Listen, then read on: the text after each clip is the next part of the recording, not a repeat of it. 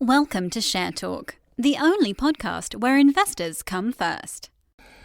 Oil prices have been firming up, making projects more viable now for low-cost operators.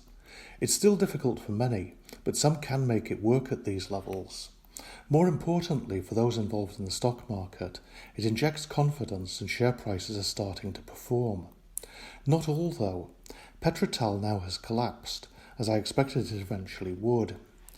As readers and listeners will know, I've been warning about this one for some time. It's not just COVID and oil prices that brought them down, rather than having to reveal a contingent derivative liability of $42 million, regarding which they are in discussions for a multi-year settlement. In the meantime, the Britannia oil field is shut in, and they have zero, in fact negative cash flow, with their contractors unpaid. It doesn't look good. But what's fascinating is that of all the companies I criticise, those where there is the most outrage end up collapsing the most. PTAL now is one, BLOE and AAOG are two other recent examples. On the brighter side, Union Jack Oil and Raybould Resources reported the rattling update to the local community concerning the upcoming West Newton well. Completion of the access track is expected to take 5 to 6 weeks, and in due course site construction works will commence and are anticipated to take between 5 and 6 weeks. Drilling of the West Newton B1 well will commence following completion of the access track, site construction activities and the conductor setting operations. It's all looking positive so far. 88 Energy and XCD Energy are merging to form an oil exploration company with operations on the North Slope of Alaska. I doubt it will be too long before they're planning a new drill. It's a stock promote, but one where if you time it right, delivers returns virtually as good as guaranteed. It did an easy 100% last time from the 0.7p placing in the run-up to the spud, and I highlighted it as a favourite several times in the blog before that run. Obviously, you never hold for the drill result. Anglo-African Oil and Gas announced the completion of the sale of tilapia to Zenith Energy for £200,000.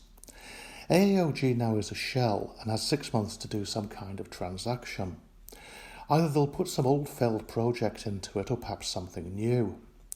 The deal actually is less important than people might think, because where the share price goes from here short term will depend primarily on the structure of the financing.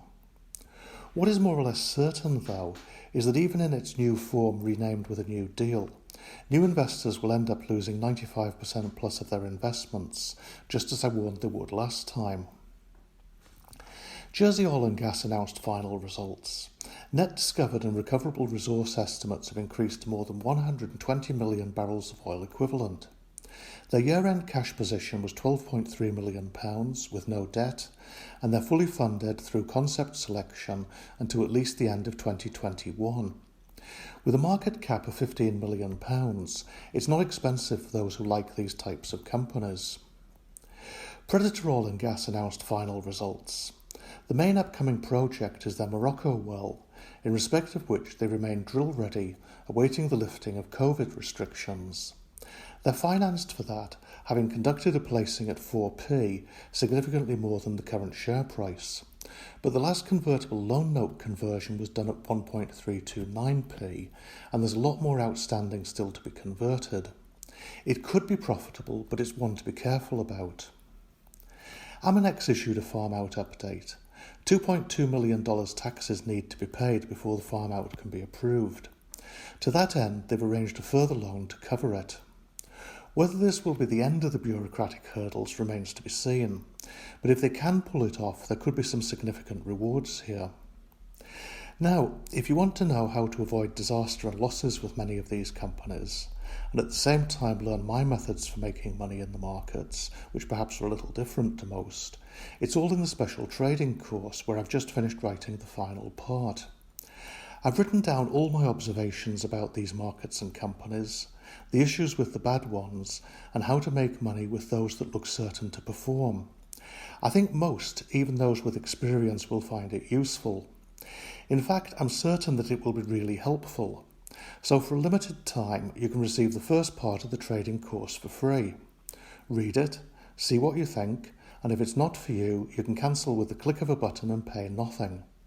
Special link for blog readers and podcast listeners is oilnewslondon.com/free. Thank you for listening. Remember to visit our website for more news and other podcasts at www.share-talk.com.